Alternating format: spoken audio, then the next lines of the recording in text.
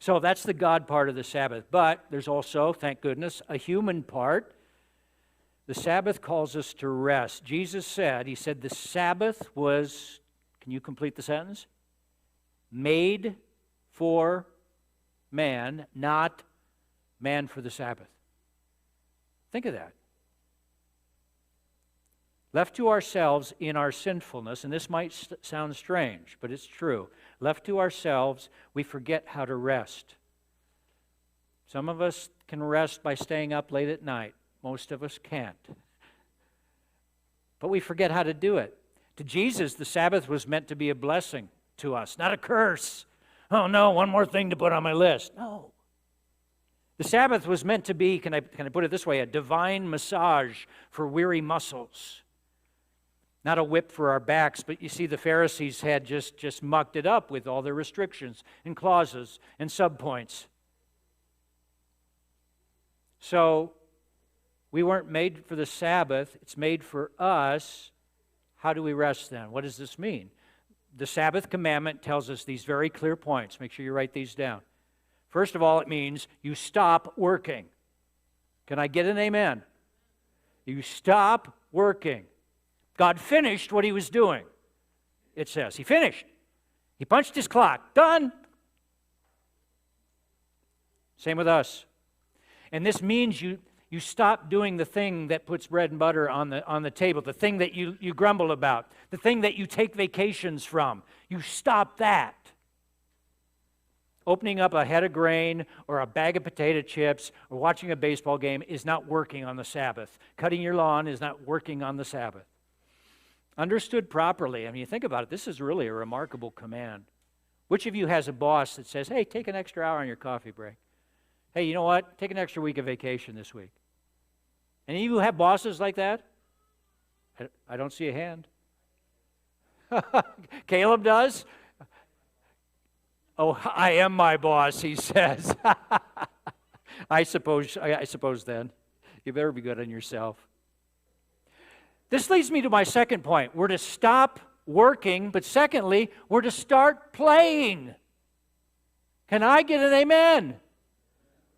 Amen. Yeah, play. Playing's part of rest. Sunday is not for the stopping of activity, it's for the changing of activity. I love Sundays. You know, pre-COVID, so I'm so sad that we couldn't experience this summer together. Because after church on a Sunday, I get my shorts on and my sweats on, and we're having pool parties and barbecues and volleyball after I take my nap, of course, in the afternoon. Sunday is an amazing, amazing day. We're to enter heaven like a child, Jesus says. And if you look in a child's eyes, you'll always see that playful twinkle of wonder when they look at the world around them as a place to play in. The scene, that great scene in the Chronicles of Narnia, The Lion, the Witch, and the Wardrobe, where Aslan, the lion, has just set Narnia free from the White Witch. He's the other guy. And remember that scene where he starts bounding through. Spring has come back and grass is growing and it's green, and the children come and jump on his back, and he just laughs and plays and rolls on the ground with them. That's Sabbath. Stop your work. Start playing. And a third part of rest, a third thing we can do, I'm glad we sang that one song about stillness. Learn to savor quietness is a third thing. And it's a skill we can learn, to savor quietness. It's part of the Sabbath. Isaiah said, in quietness and trust is your strength. I want you to say these words. It's Isaiah 30:15. In quietness and trust is your strength. Say that.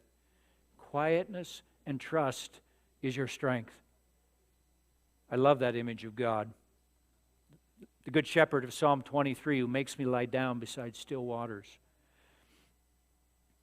Quietness, though, isn't something you stumble onto by accident. You have to find it. There was a place in northern New Hampshire, Janice will remember this, up in the White Mountains. Any of you ever been to the White Mountains in northern New Hampshire? It's a beautiful place. It's like Shenandoah. There's a place called Sabbath Falls that's about a mile hike up into the woods and up the mountain, and it's got a beautiful waterfall in it. And we were heading home, and I said, hey, let's pull and do that hike before we head home. And so we pulled into the parking lot of Sabbath Falls. to look for that last quiet, serene moment. Well, there was a car in the parking lot whose alarm had gone off. And it was one of those alarms that talks. So it was the car was saying, "I've been tampered with. I've been tampered with." Meh, meh, meh.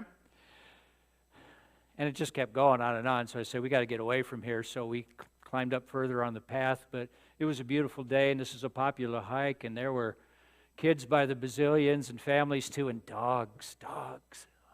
And we made it to Sabbath Falls, and still it was a beautiful place. So we had to keep going for it. We had to keep climbing. And about a half mile beyond the falls, we found it. We discovered it. Quietness.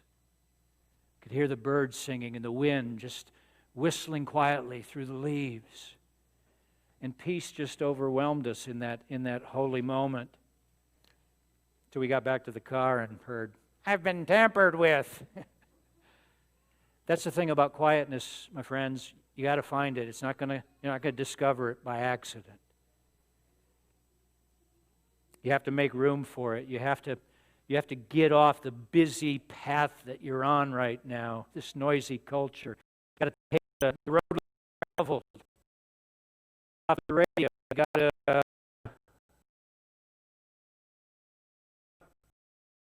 that. You have to be still long enough for your heart to just your breath, to find a peaceful rhythm for your feet.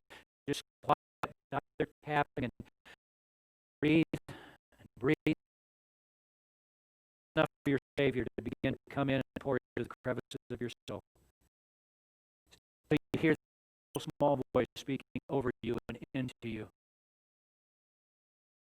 Child, I'm with you. My peace I give to you. Experience that afresh. We go through the rapids the next couple of weeks. May we experience the presence of Jesus Christ.